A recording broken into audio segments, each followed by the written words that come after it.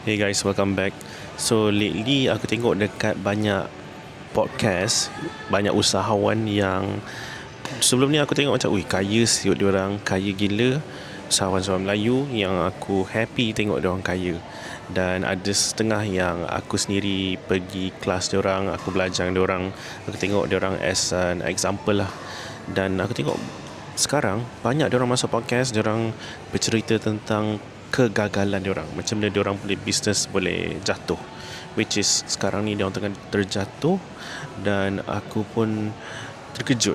So aku buat research, aku tengok apa masalah diorang ni daripada public info, daripada podcast-podcast yang diorang masuk, apa yang diorang ceritakan. So aku list down beberapa sebab kenapa bisnes yang nampak kukuh pun boleh tumbang.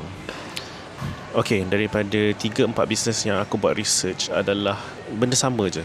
Nombor satu adalah diorang sangka waktu yang baik akan kekal selamanya. Demand yang ada pada tahun 2019, 2020, 2021 tak sama dengan demand yang ada sekarang 2026.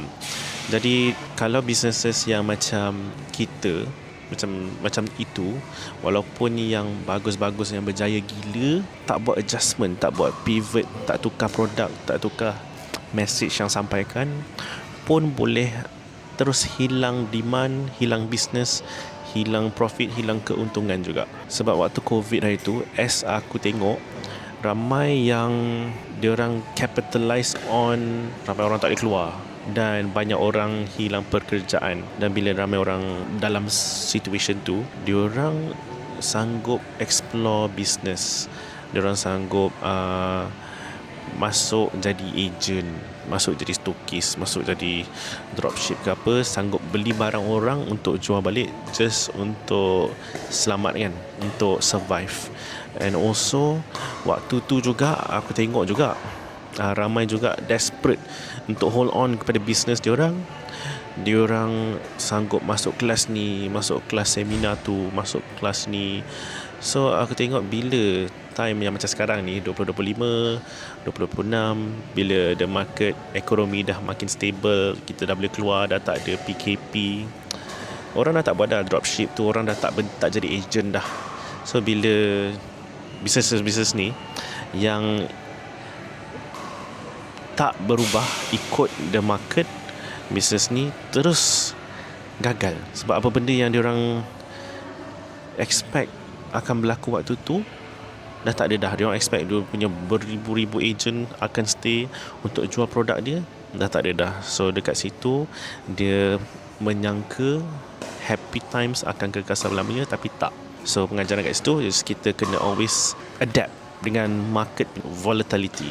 Nombor dua, masuk kepada poin yang sama. Nombor satu adalah mereka terlalu bergantung pada sistem agent. Aku tak suka sangat, aku tak gemar sangat dengan sistem agent ni. Sebab founders ataupun businesses yang bergantung pada sistem agent ni adalah diorang tak jual kepada pelanggan, diorang jual kepada reseller, diorang jual kepada penjual juga. Dan selalunya kalau korang tengok, diorang punya oh yes, kita punya produk sold out dalam masa 2 saat, itu adalah selalu kebanyakannya dibeli oleh reseller, beli oleh agent-agent. Okay, it's not wrong, tak salah dari segi undang-undang, tapi aku just rasa tak best lah. So diorang bergantung sangat kepada sistem agent. Agents tak ada loyalty sangat, dia tak perlu be loyal untuk jual barang korang je.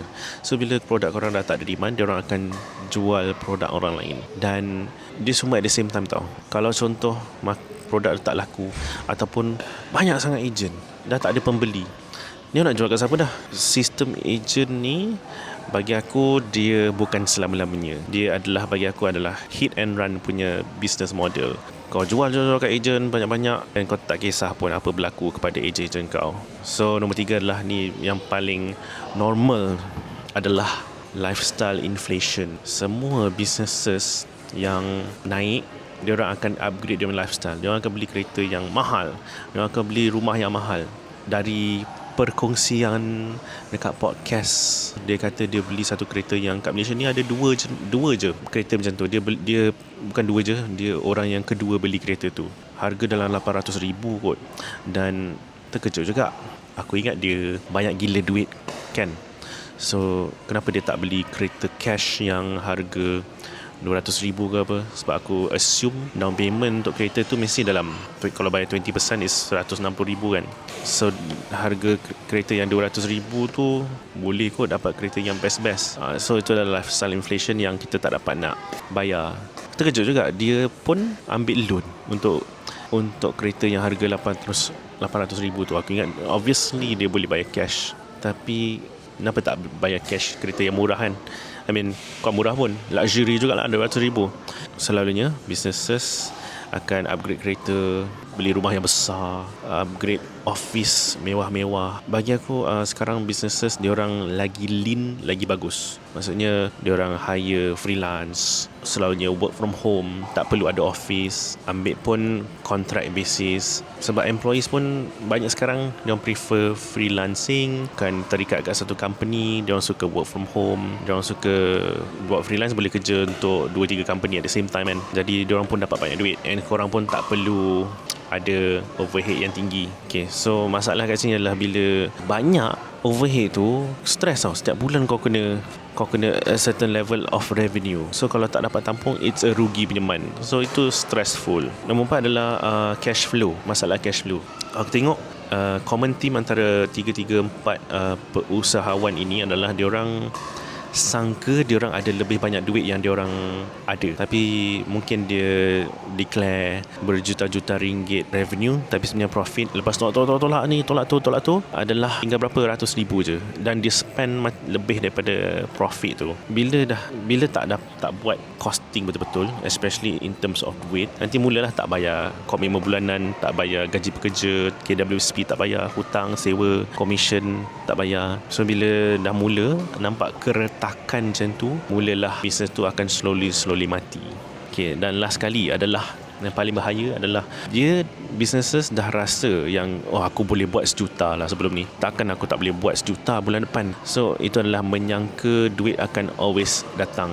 Aku akan recover balik lah, aku boleh buat, insyaAllah memang boleh. Lepas tu memang tak ada masalah kalau you have a good positive mindset macam tu. Tapi kebanyakan akan ambil loan, last ditch effort. Contohlah dia ambil loan untuk buat last big project. So bila tak berjaya, kau akan berdepan dengan hutang yang banyak. Hutang yang banyak tu adalah risiko yang besar. Adalah kita tengah down ni, tengah macam aku ni now or never. So bila now and never tu adalah bahaya. Kalau korang macam put all eggs in one basket, aku ambil loan yang tinggi, keluarkan satu produk, dan aku akan dapat bayar loan ni, dan aku dapat survive, aku dapat berjaya balik. Kebanyakannya gagal waktu tu, kebanyakannya akan gagal. Penutupan untuk video ni bukan untuk mengejek siapa-siapa usahawan yang gagal-gagal tu. Actually saya lebih hormat kepada diorang sebab diorang berani take risiko sebagai entrepreneur. Banyaklah, bukan banyaklah, semua entrepreneur yang aku jumpa, diorang lagi stres daripada employees. Sebab diorang kena bayar bisnes, diorang kena bayar gaji, dia kena fikir bisnes yang akan datang minggu depan, dia kena bisnes yang akan datang bulan depan, dia kena fikir cara event apa yang kena buat. Aku respect siapa yang berani take the challenge of jadi usahawan, especially usahawan yang traditional, yang create something daripada nothing lah, create something, produk dia sendiri. So memang challenge dia besar, risiko dia besar, tapi reward dia pun besar. So video ni just hanya kita nak belajar daripada orang-orang punya kejayaan dan kegagalan, supaya nanti kita tahu bila kita nak buat bisnes atau bila kita dah berjaya, kita tahu apa untuk avoid. Okay, so itu adalah beberapa points yang kita belajar daripada video ini. So kalau korang ada benda nak tambah dekat video ni, boleh bagi tahu. And also aku nak tambah yang aku dalam proses untuk jadi seorang trainer, nak buat kelas, nak buat seminar tentang sales, AI, productivity, pasal businesses. So aku akan share benda-benda yang aku belajar, kita belajar sama dekat channel ni. So kalau korang berminat untuk belajar benda-benda tu secara percuma, boleh like and subscribe kat channel ni.